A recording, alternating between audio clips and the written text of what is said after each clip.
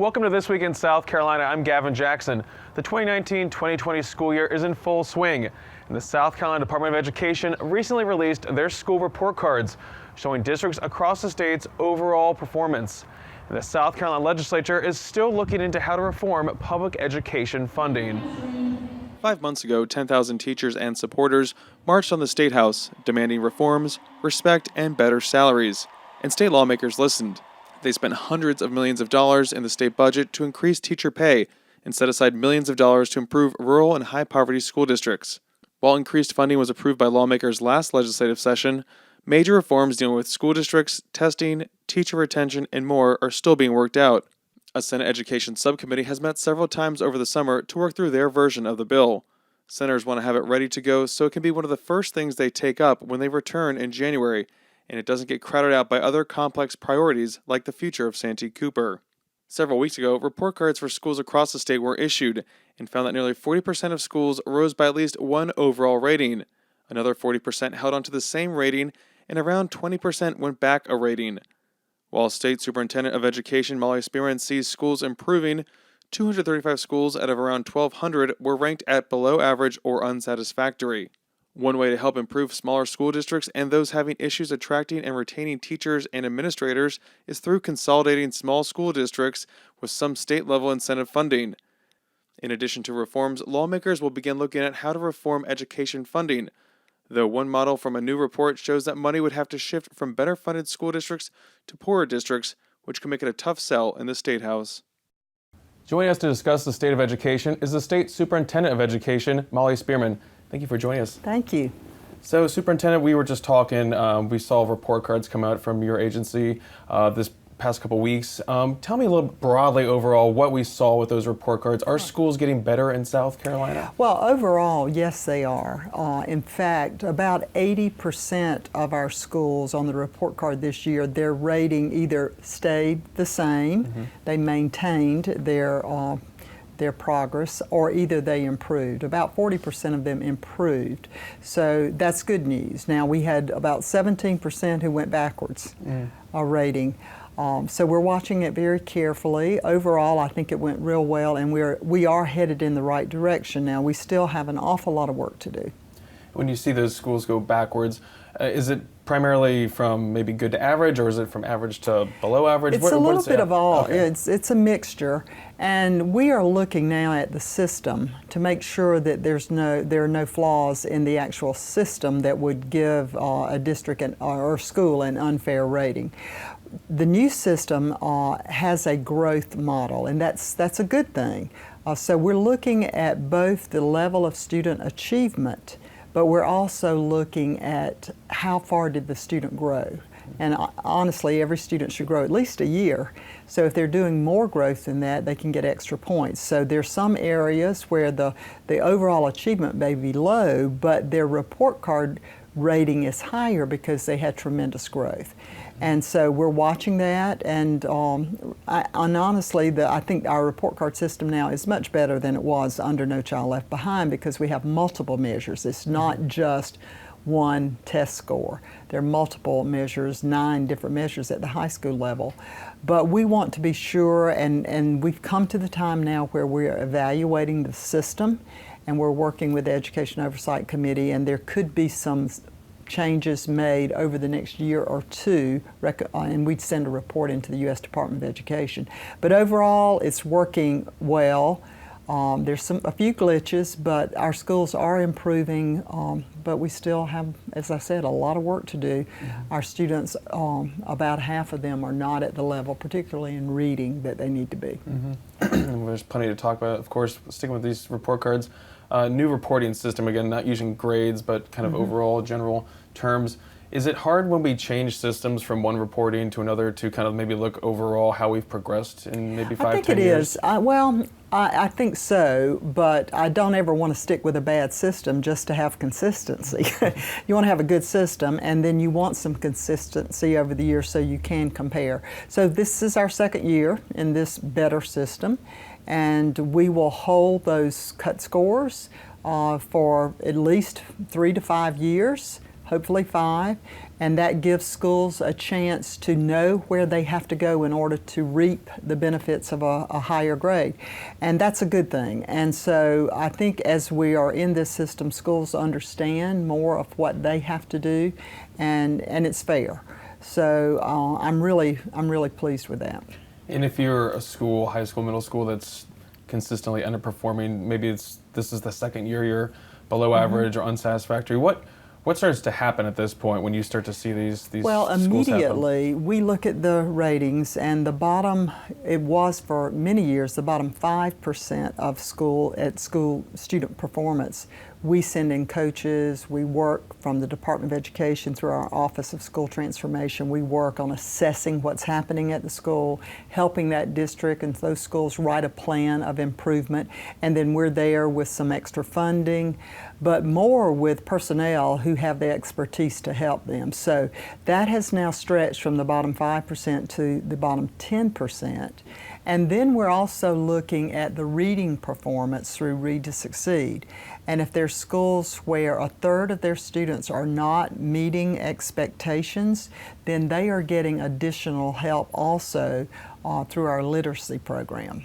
So there's a lot of support that goes out, so, and it should be.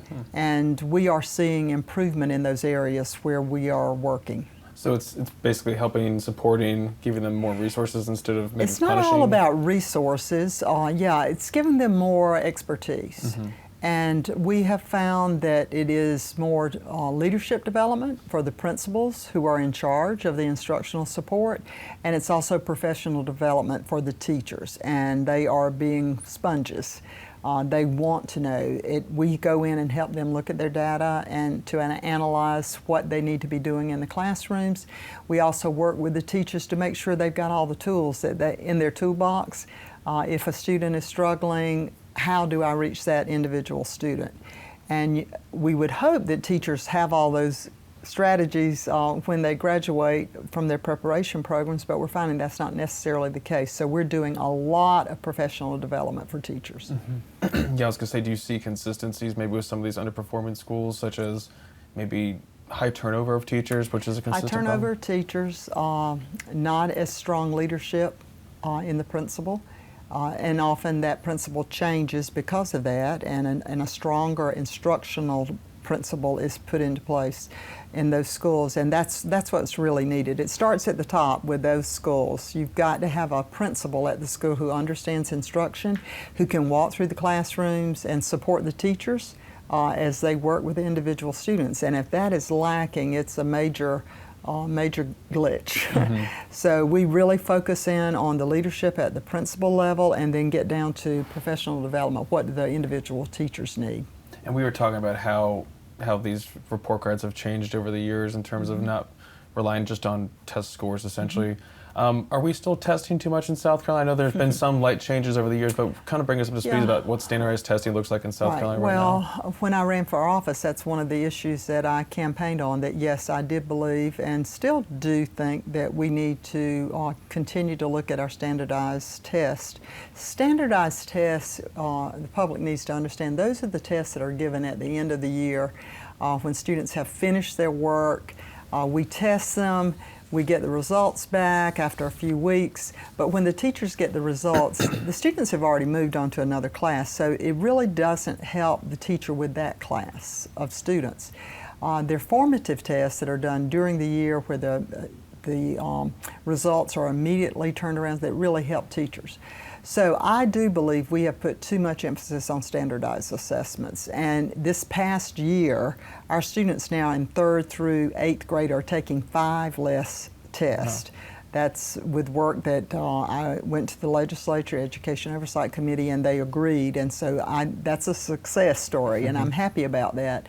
But we need to continue to look at the number of tests and are they the best tests to give? Do they align with our standards? And continue to ask, are they giving information back to teachers? So we're continually looking at other models that are being used, and there's a possibility of some pilots that we could be involved with looking more at formative tests, also serving as the results for the standardized tests. So that's a pilot that's being done in a few states, so we're watching that very closely, and I hope it will be something that could help resolve this issue.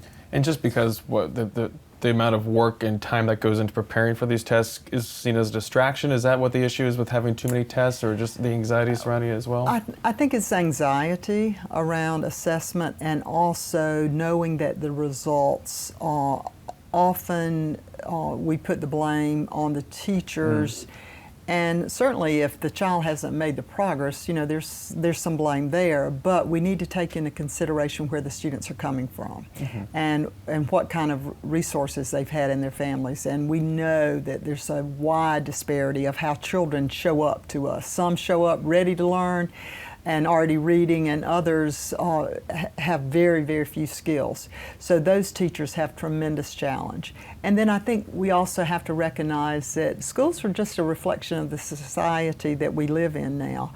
And so our children come to us with lots of issues, just like families now are facing lots of issues, social, emotional issues, adverse childhood experiences, ACE we call those. So teachers are having to really battle through all of those obstacles, and we need to remember that and not be so quick to bash the teachers, but to understand that they need more support. So that's why over the last 2 years, Governor McMaster and I have worked together to ensure that there's a school resource officer in every school, and now we're working to place a mental health counselor in every school. And that's a good thing for the service for the student, but it's also a real support for the teachers.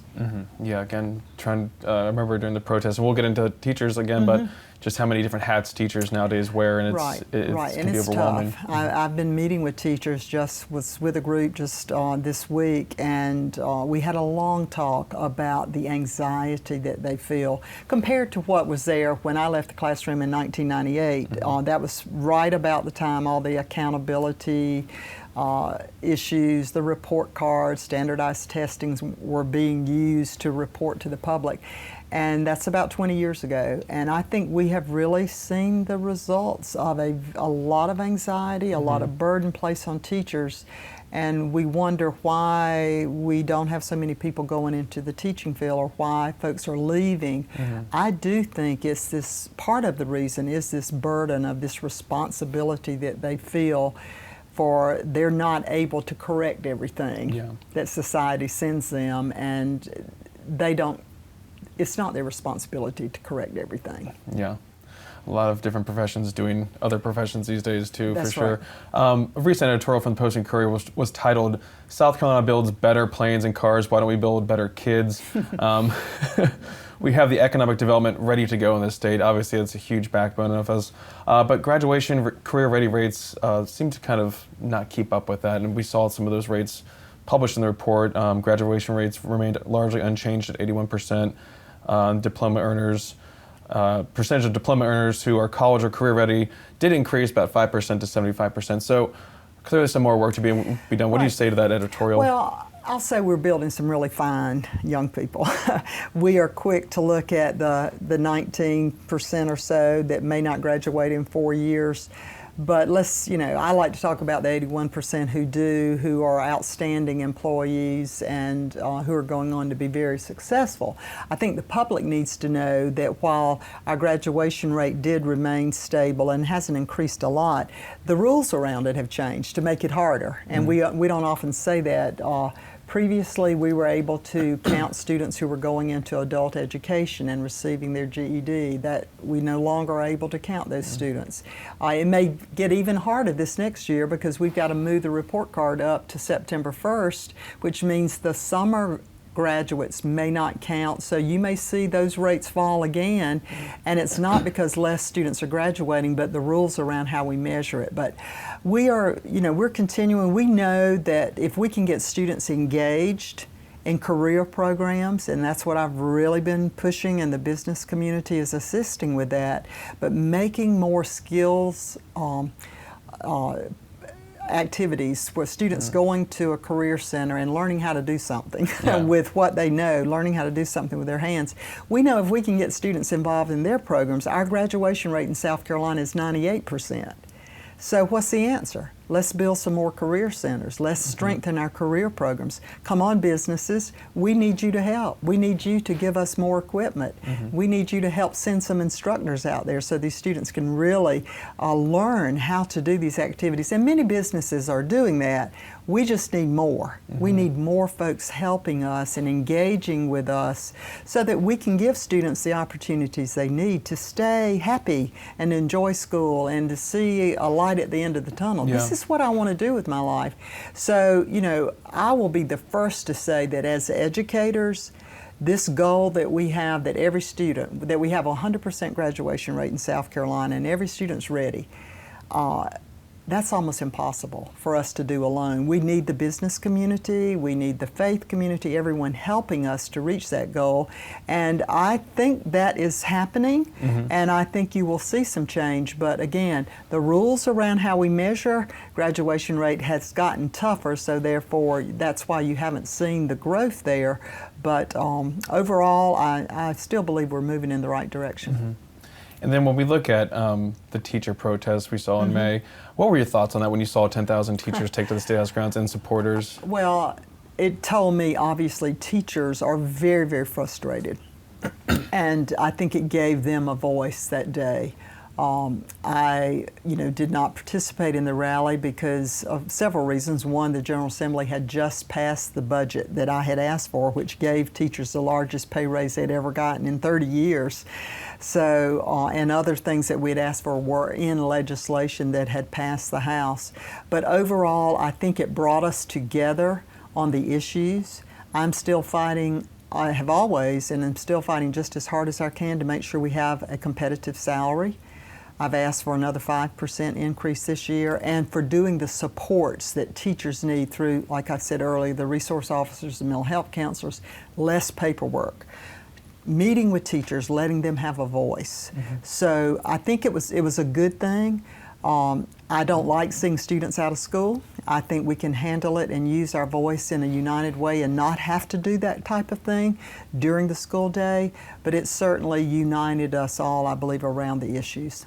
And when we look at that, when we look at teacher pay raises, like you're saying, the 4 to 10% teacher pay raise, the increase in starting teacher pay, Right. That was all included in the budget this year.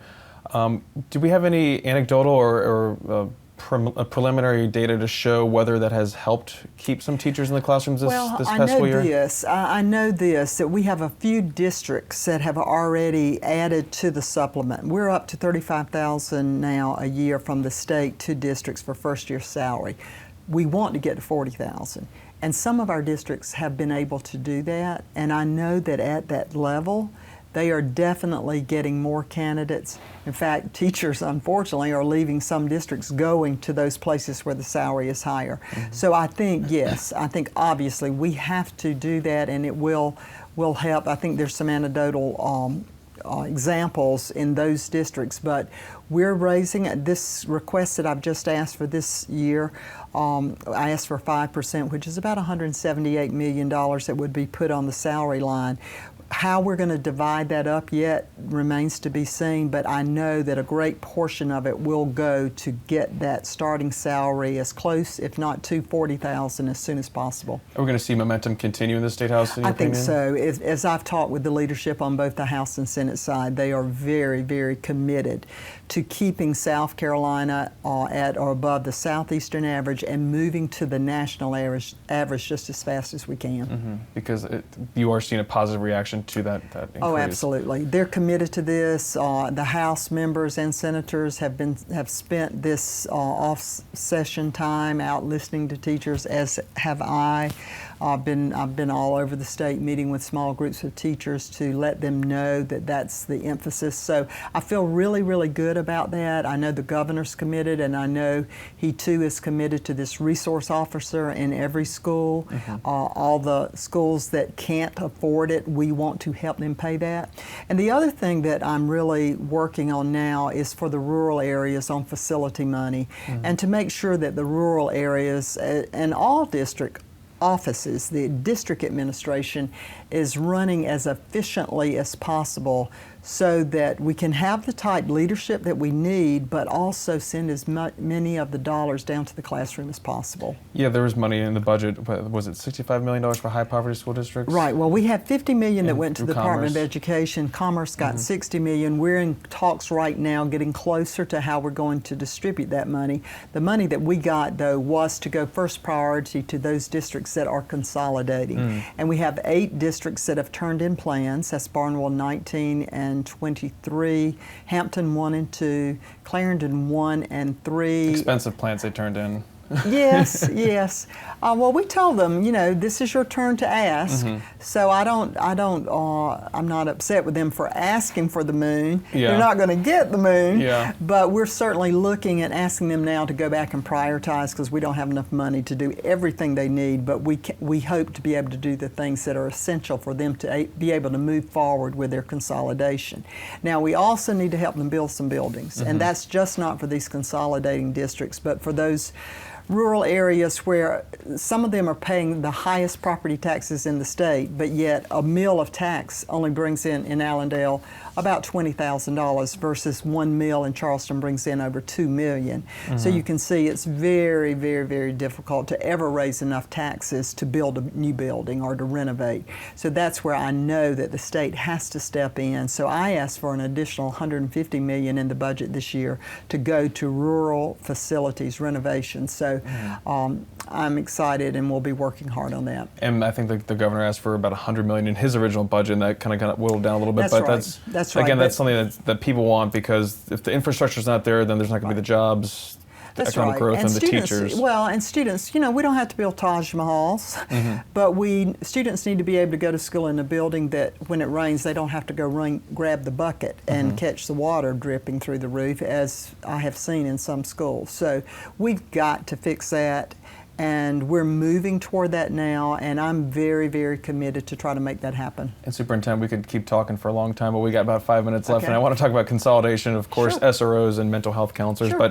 but school district consolidation and district takeovers. You guys are currently managing 3 school districts We in are. South Carolina, and I just want to get your thoughts on how that happens and what you guys want to be able to do in the future through this legislation to kind of make it so that when you do get in and fix a school district and leave a school district, Yes. that it stays fixed. Yes. What's the biggest hurdle at this point right now for these school districts? Well, we manage 3 districts, Allendale, Williamsburg, and Florence 4, which is Timmonsville. We've been there for 2 or 3 years in each of those, and really showed significant improvement under very, very good leadership. Dr. Rose Wilder, Dr. Margaret Gilmore, Ms. Tanya Addison, and Dr. Dan Strickland are in Timmonsville. And the achievement has gone up. The efficiency of the district office has gone up. The reserve funds are growing. So, you know, in every aspect, the school districts are running more efficiently and serving the students and the families better. So we need to be thinking about, we're meeting our goals, and so it's about time for us to consider leaving. Currently, our state law says, though, when we leave, that the former board takes over control with no change of the leadership that's on that board. I disagree with that, and I think that when a district moves, when we have to move to a state management, that the district board should be dissolved. And when we leave, that there should be some type of appointed transition board to be in place for a few years just to manage the movement in the district and ensure that we don't go backwards, and then move toward an election. So the current big omnibus education bill that's in the Senate has passed the House. That is one thing that is being added to our state law, and I hope that that passes. I don't want to leave any one of those districts until we have something like that in place. And then also, when you look at just dealing with these school boards, a lot of them have issue about the power in place, and maybe they're not always focusing on the students. Is that an issue too that you're trying to resolve through this legislation to kind of reform school boards? Well, there is some specifics in this new large bill that it reinforces and reiterates on ethics for school board members. But our school board members overall the state are fine, wonderful people. Large majority are doing a great job staying focused on students. But as in the case of any elected official, sometimes you have those that don't do what they're supposed to do. So this, they are currently under the South Carolina ethics law. This just reiterates that, but it does give some authority to the governor to remove folks from office. So that's being discussed, and we'll see how that comes out. I do think we need something a little stronger than we do have now, but again, I think it's important to remember that our school board members are under the ethics law, just like any other elected official in the state. And we've briefly talked about SROs, Yes. but I want to talk about mental health counselors with 1 minute left. $2.2 million for more mental health counselors. What's the status of that? What are we going to see going forward? And are we going to get more money for it? Well, that money goes to the Department of Mental Health, and we are in process of that money being distributed and hiring additional counselors. Sometimes it's not the money; it's a shortage there in mental health counselors, just like there is in law enforcement and in teachers. So mental health is working to give tracks and give certification programs that will help get people into the field very quickly. But we're very committed and hope, our goal is to have a mental health counselor in every school by 2022. So we got to work fast. Gotcha. And then is there, just 30 seconds, is there more money in the budget, your proposed We're budget asking fund? again for the same increased amount, and then an additional amount of money too. We have about 300 schools after this money has been distributed without school resource officers. Okay. So we're asking for that final amount to make sure that every school is covered. A lot to look forward to going forward in the legislative session. Yeah. Thank you, Superintendent Spearman. Thank you. And thank you for joining us. Also, check out the South Carolina Lead. It's a political podcast that can be found on your podcast app on any mobile device. Each week, I recap the weekly political news with reporters who cover it. From the Kennedy Greenhouse studio on the campus of the University of South Carolina, I'm Gavin Jackson.